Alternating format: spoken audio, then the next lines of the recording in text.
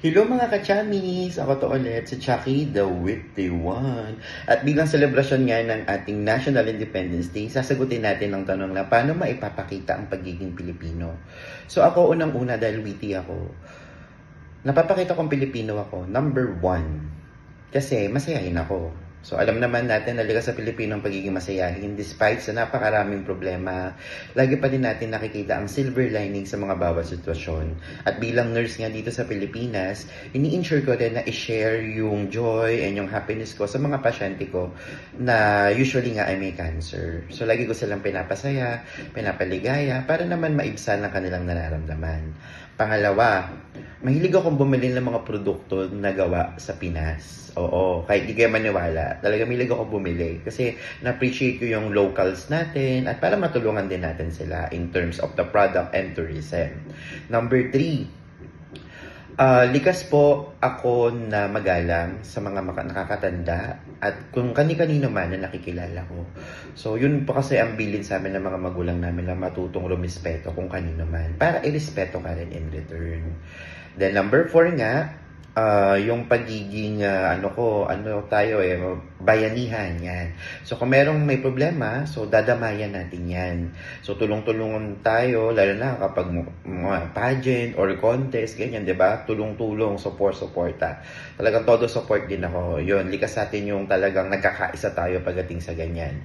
And then number 6 siguro, ako yung man ako talaga hindi ko magpagkakaila is hindi ako marunong kumalimot sa nakaraan ko kung sino man yung tumulong sa akin, hindi ko sila nakakalimutan kung nasan man ako ngayon.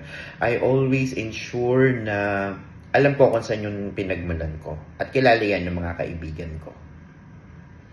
So ayun lang, yun lang siya. So I hope na marami kayong natutunan sa akin or kung bagas, kung same man din tayo, mas better. Ayan. So proud ba kayo na Pilipino kayo? Kasi ako, proud na proud maging Pinoy. Kaya nandito pa rin ako sa Pilipinas eh. So hindi ko iiwanan ang Pilipinas kung mahal. Kasi naniniwala ako na may pag-asa pa rin sa Pilipinas. Hello mga kachamis! Real talk, walang edit, just us. So for today's videos, ang task vlog namin is paano ba namin makapakita yung pagiging Pilipino namin or pagiging Pilipino ko. Ako naman, ang sagot ko dyan is supporting local tourist spots in the Philippines. Not for the show, but to support the culture and the vibes of different tourist spots in the Philippines. I've been in Sorsogon, Tagaytay, Quezon Province, Boracay, Cavite, Baguio City, Pigan, Pagudpod, and also Cebu City.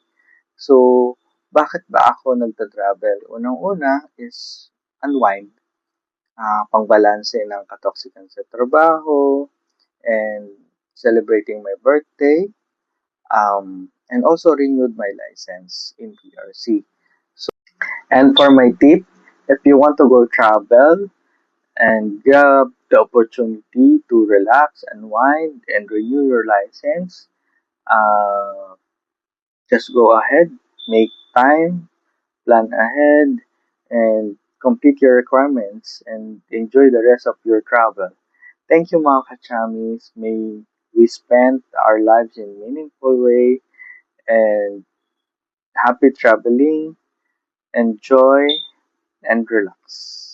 And support local.